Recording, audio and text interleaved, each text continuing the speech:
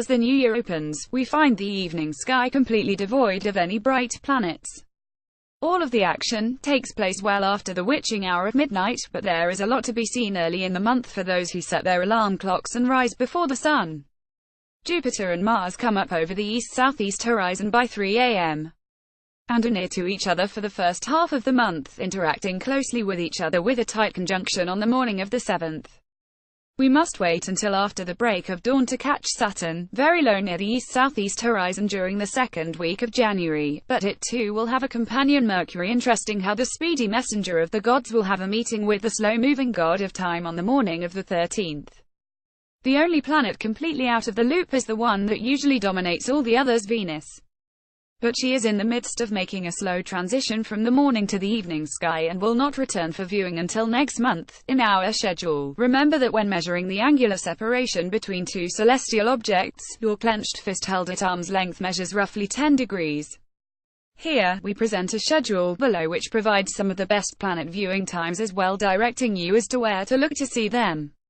On Monday, January 1st, Mercury will reach its greatest angle west of the Sun, when it will be visible low in the eastern sky for about an hour before sunrise. In a telescope, the planet will exhibit a waxing gibbous phase, with Mercury well above a shallow morning ecliptic green line. This apparition is a good one for Northern Hemisphere observers, but a poor one for observers in the Southern Hemisphere. Credit Sky Safari app. Mercury stands at greatest elongation 23 degrees west of the Sun on New Year's Day. During the first week of the new year, as seen from mid-northern latitudes, this speedy zero-magnitude planet rises in the southeast before morning twilight begins. This favorable circumstance will not recur until December 2018. Mercury can be easily followed with the naked eye until about the 15th, passing a dimmer Saturn along the way on the 13th, and then as it sinks back into the increasingly bright twilight glow, you can then track it with binoculars for perhaps another week. Venus is hidden from view until well after solar conjunction on January 9th. The best opportunities to see Venus during January are in the last few evenings of the month, when it will start to emerge from the twilight in the west-southwest and evening sky. Credit Sky Safari app. Venus remains hidden in the sun's glare all month, reaching superior conjunction passing behind the sun on January 9th. It will reappear very low in the sunset in February. Sunrise seen over Earth. Credit NASA. Earth will be closest to the sun for the year at 100 a.m. A distance of 91,401,983 miles. We are 3.3% closer to the Sun than we will be when the Earth is at aphelion next July 6.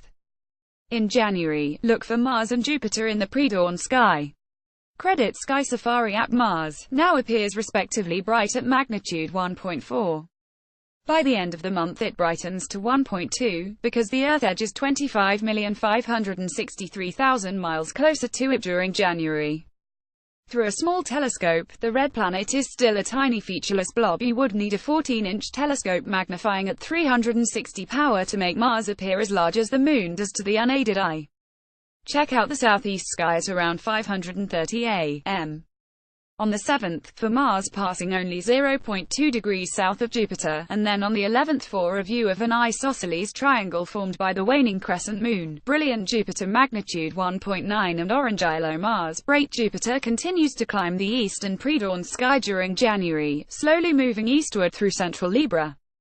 On Saturday, January 6, Mars will pass very close to Jupiter. On both Saturday and Sunday morning, observers in the Americas will see the two planets separated by about 0.33 degrees less than a moon's diameter. A few mornings later on Thursday, January 11th, the waning crescent moon will join Jupiter and Mars. All three objects will fit within the field of view of binoculars. Galilean moon shadow transits occur frequently during January, including several double shadow events. Credit Sky Safari app. Jupiter spends the first half of January in the company of Mars. On the morning of the 7th it engages with Mars in what the Observer's Handbook of the Royal Astronomical of Canada describes as a splendid dawn conjunction. The best time this month to observe Jupiter with a telescope is in morning twilight, when the atmospheric seeing is often excellent, but even then it is not very high in the southeast for observers at mid-northern latitudes. Low in the southeastern pre-dawn sky of Monday, January 15th, the old moon's very thin crescent can be glimpsed sitting 3 degrees to the left of Mercury. Meanwhile, Saturn will be positioned 3 degrees to the upper right of Mercury. All 3 objects will fit into the field of view of binoculars' red circle. Credit Sky Safari app. Saturn begins its 2018 apparition about 10 days or so into the new year. Using binoculars during the second week of January, see how soon you can spot Saturn to the lower left of Mercury at the southeast horizon about an hour before sunrise. On the morning of the 13th it is 0.7 degrees to the upper left of Mercury, but appears only half as bright. The very next morning, about an hour before sunrise, look for a very narrow crescent moon 6% illuminated low in the southeast sky, and about 6 to 8 degrees to its lower left will be Saturn and Mercury. Joe Rao serves as an instructor and guest lecturer at New York's Hayden Planetarium. He writes about astronomy for Natural History magazine, The Farmer's Almanac and other publications, and he is also an on-camera meteorologist for Verizon FIS 1 News based in Rye Brook, NY.